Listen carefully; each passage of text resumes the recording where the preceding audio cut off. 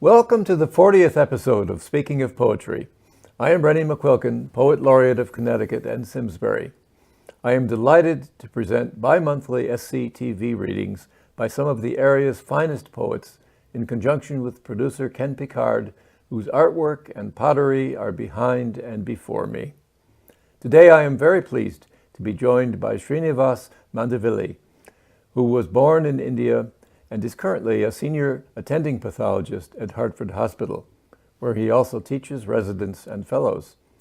Recently, he served as coordinator of an international pathology conference in India, and he has written extensively on oncological pathology.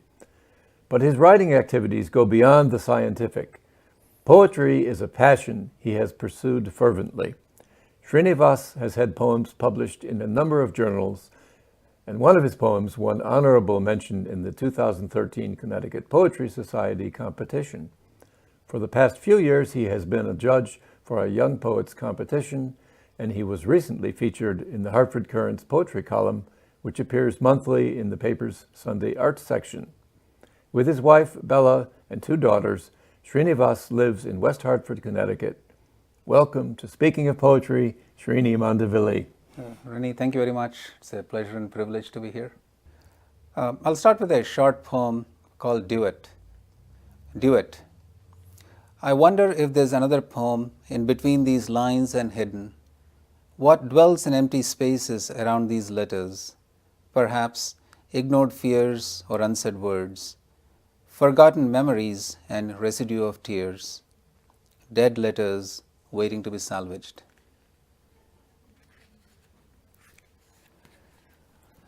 Bharuch is a small town in western India, and I remember 10th grade, we had our English teacher, Sister Helen Mary, who really was responsible for a lot of my interest in English poetry. The poem is called Holy Angels Convent School, Bharuch. Sister Helen Mary stood 4'8", but her voice filled and lit up the dimly whitewashed room. She floated into her class, a swan, gazing with grey eyes under an immaculate white habit, threw metonymy and synecdoche at unsuspecting Hindu boys, who sat resistant clustered like sheep, while she, like an Assyrian, descended upon the fold. I recall her soft, wrinkled hands held up like cannons, mowing us down with the charge of the Light Brigade. We knew how a metaphor differed from a simile, but when summer came, it was not quite the one that she taught us to compare with a fair maiden. There was such sweetness in mangoes before the monsoon came like a deluge. A few years back, I was reading an article in the New York Times on, it was an article on Moby Dick and about some of the words used by the author in the book and as to what those words meant and whether they could be used in contemporary language and writing. At that time, I was struggling to write a poem, and that allowed me to sort of explore writing about an obsession, be it writing a poem or something else in life. I'll just talk about a couple of words that appear in the poem. One is quirt. A quirt is a whip with a short handle and a rawhide lash.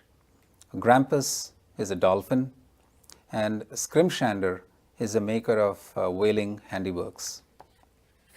Chasing an elusive poem. I am past 50, the atomic number of 10, but no hawser will keep the ship in harbor. I fight a cater, doze and jalop, ride the sea smooth as isinglass. With a scimitar I bestir, toss the grapnels, shift the yacht toward a new horizon.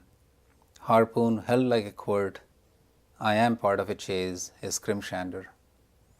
Silence is smashed by orotund waves, sails luff, my thoughts focus ahead. What is betokened by ambergris sightings? It is the beast, not a grampus. Then it is all parang and bodies in action. Where is man, and was that Leviathan? Though no calomel exists for such wounds, I will live to fight again. Call me Ahab. It's a dog's life. Poets can be like dogs, domesticated on a diet without adjectives, or taught to take meaningless walks around the cul-de-sac. You can toss a thought and they will be off in a flash, ready to be patted on their heads. You can never praise them enough. They will always ask for more. They can be difficult to spot in life, walking like invisible pets, appearing only when they walk with their noses in the air after the scent of a poem. For the most part, they lounge, ruminating and dreaming nonchalantly. But they do have extraordinary eyesight like pathologists. They make keen, reliable observations on human behavior, commenting on entire slices of humanity. You will see them when you have guests over. They will be loitering in the shadows, taking notes. Part of my childhood was in northeastern India in a small town called Nazira. This poem is called Visiting Nazira, Assam. My father summons the barber each month, one of those things that disrupt my world. I do not know the barber's name. He comes and goes without a word. I am smothered in a white cloth. He gently works around my ears, the back of my neck. With the haircut done, there are strict instructions. Don't touch anybody. Don't touch the furniture. Once the impurity of being touched has been washed off, I can again join my family. Murmuring prayers under a mosquito net, I am cocooned in mother's shadow, safe from nights alive with the strum of insect life. In a dream, I chase dragonflies with arms out, as if I too have molted. Father and son.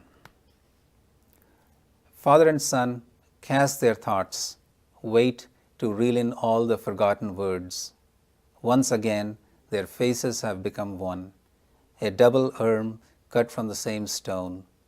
Caught words rest at the bottom of the boat as lifeless water gently slaps the bow. They return sinkers and bobbers to the jig box, wondering what has been lost and salvaged.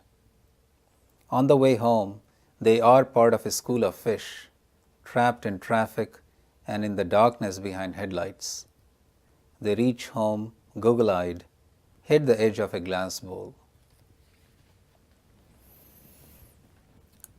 This next poem, Jet Lag, is for my maternal grandmother, Ratnamma, who really gave herself to everybody around her for most of her life. Jet lag. There are a few words I'll explain. One is dosa, which is a lentil crepe, which is very popular in South India. The word Saptarishi means the Big Dipper, and the neem is a kind of a tree that is very resistant, or rather very tolerant to heat, and is shade-giving. Jet lag. 1. In the first light of the last day of summer, crackling coconut husks heat my bath water. Foaming batter and ferment hangs on the thick black lips of a stone mortar. You exist, Ratnamma, only in the shadows of the kitchen, spreading the dosa in the sputter and sizzle of oil on a griddle, as if anointing the broad black forehead of a deity. A steel percolator drips incessantly, and there are stacks of banana leaves, wet mounds of grated coconuts. The pile of aubergines, drumsticks, coriander awaits sambar that gurgles, and the scent of tamarind is in the air. 2. Today the cumin and mustard seeds hide.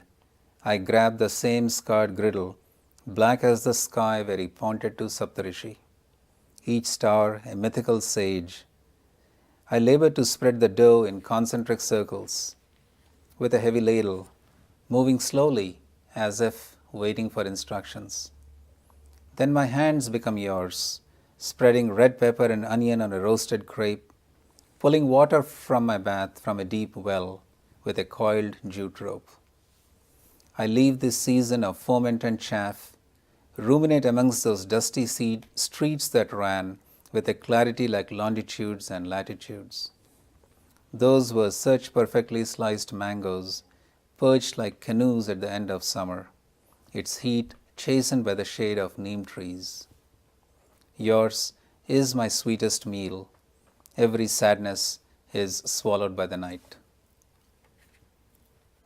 Visiting a childhood home is something we all do, whether it's an actual home or a home in a photograph or in a memory. When that home happens to be far away, it can occasionally induce a sense of dysphoria. This poem called Immigrant Blues tries to explore that. Immigrant Blues. 1. Convoys of apartments line the untamed, dusty streets that unfurl like conniving rivers. I discover my parents' home, balcony masked by sagging clotheslines and bougainvillea in bloom. In the heat, mongrels are prostrate in the dirt. I am in repose, but there is no sleep. Trumpeting vehicles circle in the fervor of the afternoon. I want to tell everyone and no one that I am back, and that faith gets tested visiting Lord Jagannath. The temple gopuram swallows me whole. 2. Everything still is as it should be. The old black dog re-inspects her bowl. I submerge the evidence, clothes sweat-stained with memories. The dog's ears perk up at the turbulence of my arrival. Vacant suitcases squat, jaws wide open, like fish slowly dying on the floor. I trace my fingers across an ocean, tamed by 2 dimensions of a map. There are a couple of words that appear in this next poem. One is Vishnu, that might actually appear in a few other poems, who is one of the major gods of the Hindu pantheon. He's the sustainer. And Tirupati is a very popular place of pilgrimage where devotees in South India pay their respects and the prayers to Vishnu. Hindu temple in Middletown, Connecticut. Devotees snake into the sanctum, bare feet shuffling against the cold stone floor.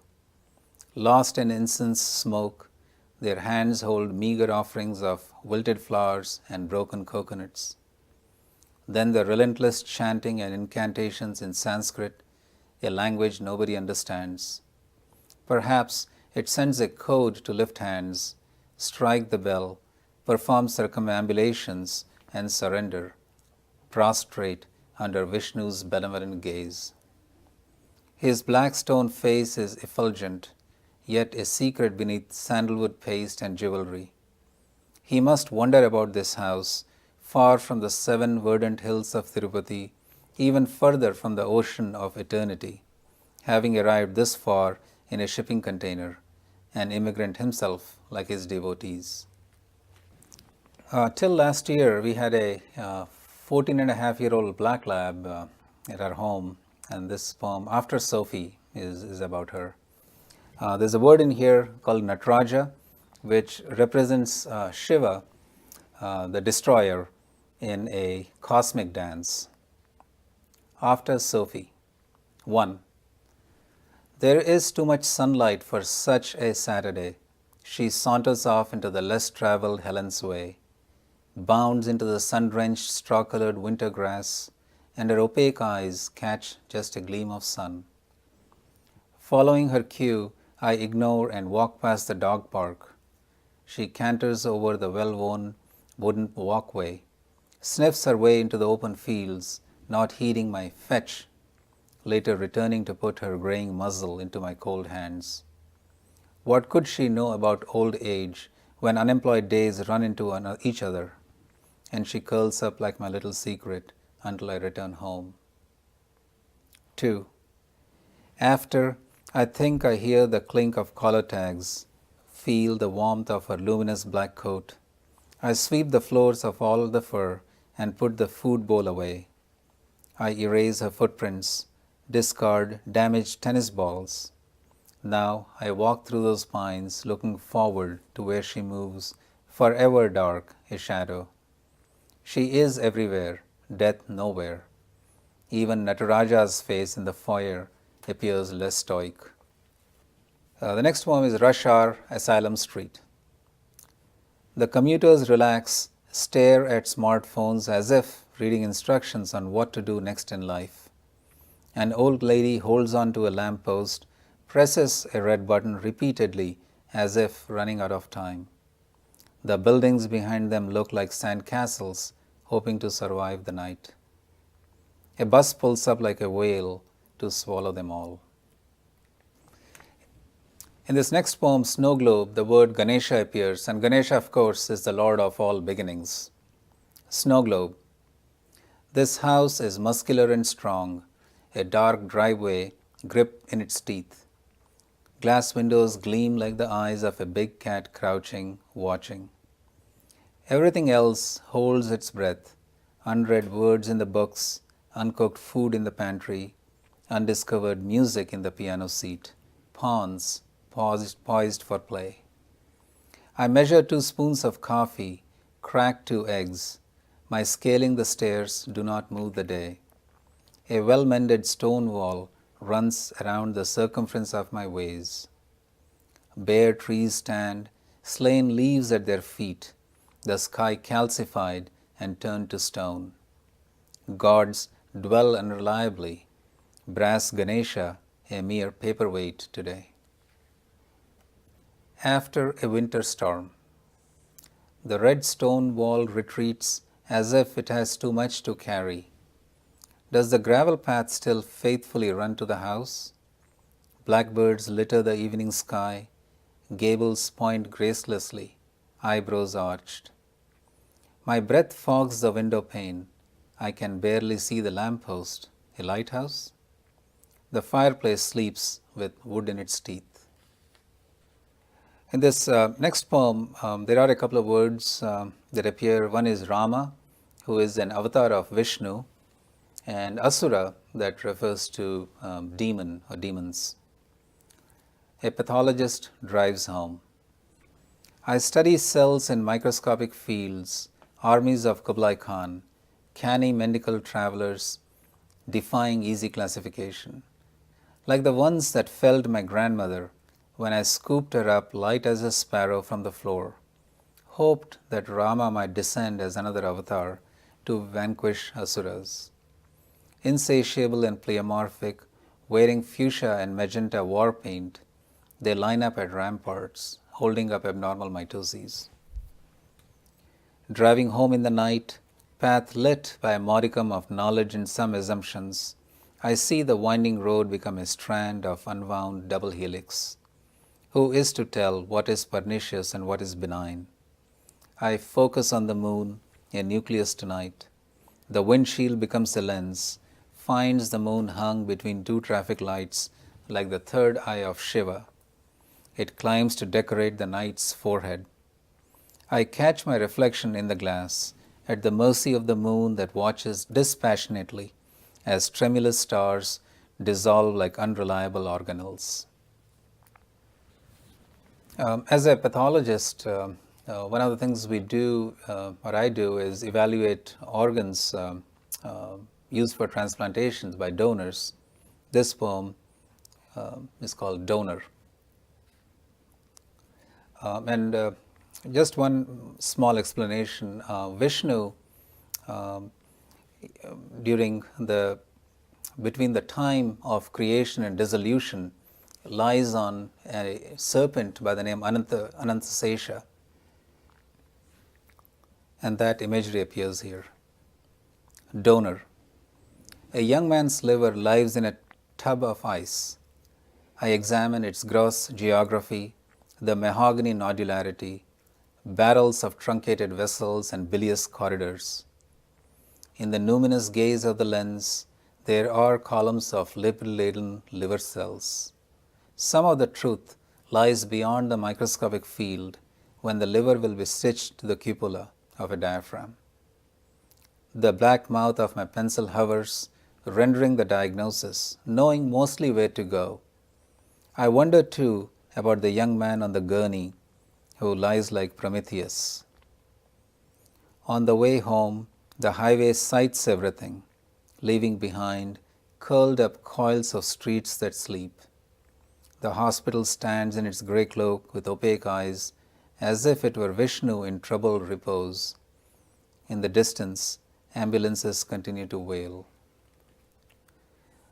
This poem, Marauder, is a variation on a poem by Brian Turner called Here Bullet. Marauder. Tumor, I dare you to enter my fellows. The battlefield is spread, reaches to the dark venous and arterial chambers of my heart. You seek a brain tumor, an axon and a synapse.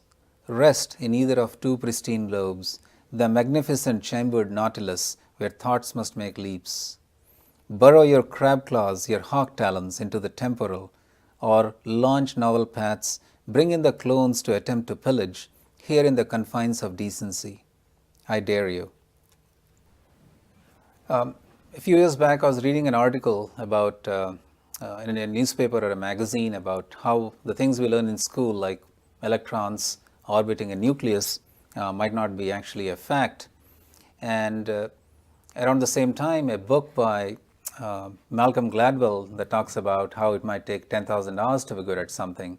That sort of made me think about how in our own circumambulations in life, we try to be good at something or just be good in life.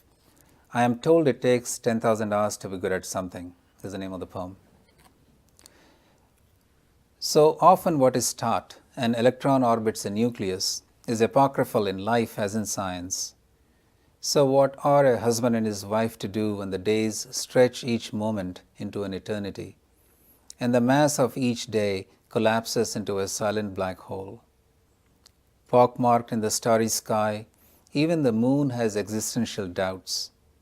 And as the quiet night fades into waking moments, the couple on the deck watch soundless notes drip from the wind chime into manicured grass. Electrons actually dwell in a fuzzy layer. Predicting their trajectories can be hazardous, but in a couple's predictable digressions, embrace a circumference of comfort within which gross bodies must exist, trying to be good at something. In this poem, Night of the Blood Moon, the word Ramachandra appears. Ramachandra is a popular way that Rama is referred to, who is of course an incarnation of Vishnu. And the word Chandra just means the moon. Last year, some of you might have seen the magnificent blood moon in the sky. When my daughters called me, texted me, asking if I saw the moon, so I went up to the window, and this poem is in response to that. Night of the Blood Moon. 1. My grandmother told me stories of Ramachandra on a terrace during summer nights, and the moon watched us like an owl. I can see the empty early morning sky suddenly resplendent like her sari unfurled. I tell grandmother's stories to my daughter, mythical tales of the moon, stroking her back, sing that it is a bird and could be netted to stay, that it was born out of churning oceans, a minor god riding his chariot. Tonight is an angry moth penetrating the opacity, a corpuscle carrying all the oxygen for this night. I point to it, a quiet evanescent hole in the sky. Past the skylight, sweet red flesh of a peach, I say. It had the skin of a bone yesterday, a sesamoid, mere suffix to the mighty Rama. 2. She calls to ask if I see the blood moon. I say, I cannot see anything through the tall pines, will need to visit her world of open spaces. I see her stand by window panes, our body between continents, solar systems, universes. The moon is not an eye, it is her face, white as the ivory tusk of Ganesha. She becomes a crescent, a necessary hook the night hangs on. And lastly, a poem called An End to Suffering. This was actually a book on the life of Buddha that I had forgotten at a vacation cottage, and driving back, remembered that I had left the book behind. An End to Suffering. I wonder what else is left behind, forgotten with the book on Buddha in the vacation cottage. I imagine a stranger leafing in the spaces of an afternoon in a field of light on a deck, the laughter of his children lighting up the lake through 4 noble truths. I lean as the evening darkens, not knowing what is going to come on. I am still looking, a stranger in my own home. The evening light is bronze and heavy, asleep against the lake. In my mind, I see a reclining Buddha. The Buddha is made of stone, stone ancient as Buddha. Buddha sits heavy as truth, truth as the path home.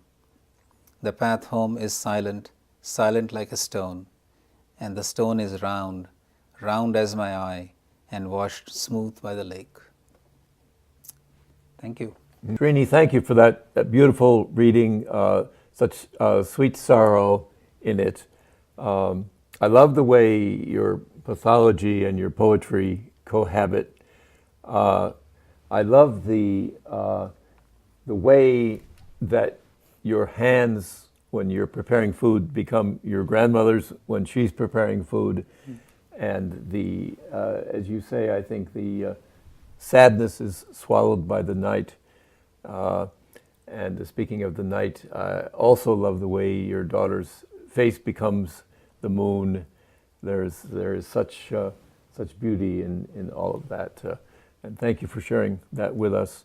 And thanks also to Karen Handville, the enormously talented station manager of SCTV, and to Ken Picard, who produces and edits this show, and whose artwork graces its set.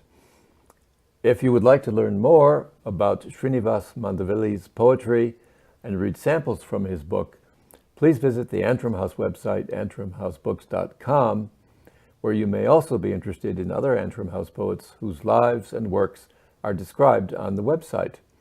Goodbye for now until we meet again for the 41st installment of Speaking of Poetry.